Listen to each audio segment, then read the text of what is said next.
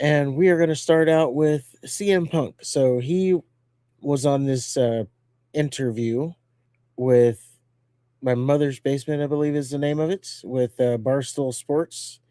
And really, the interview is about the movie that he's going to be doing coming up.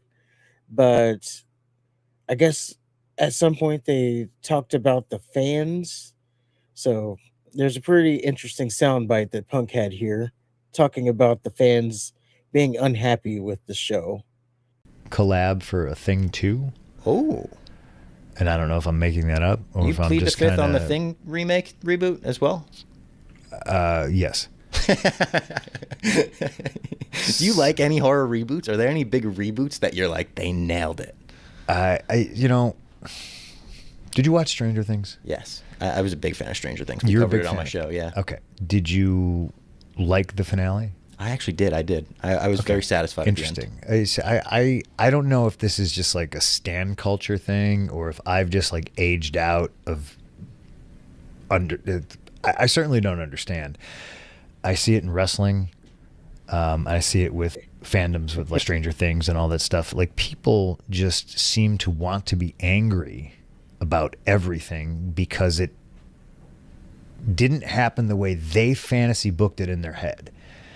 And I don't know. To me, that's a slight mental illness. Oh, brother, you're preaching to the choir on this. Like, hey, I bought tickets to go to this wrestling show, and then I look on Twitter, and wrestling journalist 34567891 reports that there's going to be a big surprise guest, and I go to this show, and there's no big surprise guest.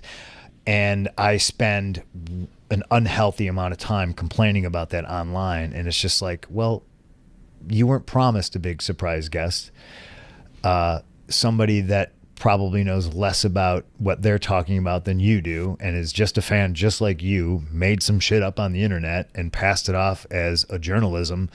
And you're getting mad at that. Like, I see the same thing with the Stranger Things fandom. It's crazy right now. People just straight up mad about the way it ended, and I thought the 45-minute epilogue. Yeah, we can cut it there because he gives a spoiler. I am still trying not to spoil the end of Stranger Things for people who haven't seen it. Although right there he's talking about the will part. But that's still a spoiler, I guess, if you haven't seen it. But yes, he's kind of alluding to Chris Jericho without saying the actual name Chris Jericho. If we're really talking about the heart of it, because everybody got worked up thinking that Chris Jericho was going to show up to Raw, the Stranger Things debut, the year or two of Netflix. Everybody got worked up thinking that Chris Jericho was going to show up. Thinking something exciting was going to happen. Yes. Remember, we talked about that, expecting exciting things to happen. Yeah, if you listen to our show, don't get your hopes up. Whenever they're out there saying a new era, whenever Triple H is talking about the show, just don't listen to him. It's basically what we get out there. But this one was a little bit different. This tease, if you will, because Adam Pearce himself, the general manager of Raw, he, on his own social media, said, we're going to see which one of these talents breaks the walls down, or who can break the walls down, something like that.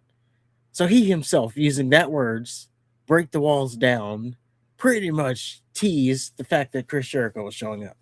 So Punk here, he's not too far off on all instances, but this particular instance, they teased it and didn't deliver.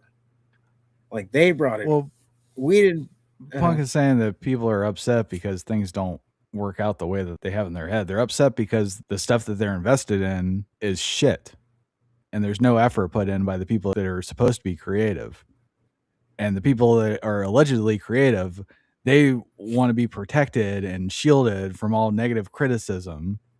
And anytime you do criticize, it's, oh, you're mentally ill or you just want to be a hater. And no, we just want to watch something good. And he brings up Star Wars too. Like, he talks about how, I watched Empire Strike Back. I didn't talk about, fuck you, George Lucas. Well, you would have said fuck you, George Lucas, if you saw the first trilogy. Is that the one with the Jar Jar Binks? Yeah, everybody hated that one. That's when everybody started shitting on Lucas, because he started fucking with the story. And that's the thing. When you start fucking with the lore, if you don't give a shit, then why are people that are watching her that we're going to give a shit? Yeah. But he also mentioned that he watches multiple times Halloween 3, which is probably the worst one of the series, as it's the one that Michael Myers is not Yep. in. So, who's got the mental illness now? You like Halloween 3. I doubt it.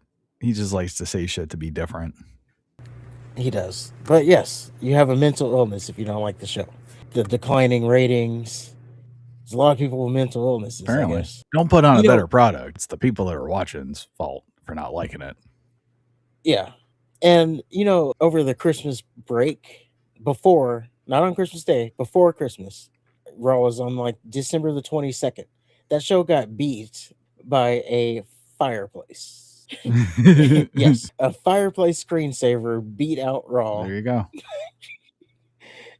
And yes, people were saying, "Oh, it's because Christmas was Are that you week." serious? There's no fucking excuse for that. Yeah, that's what they were saying. Christmas that week. That's why. It's the Triple H Okay. era.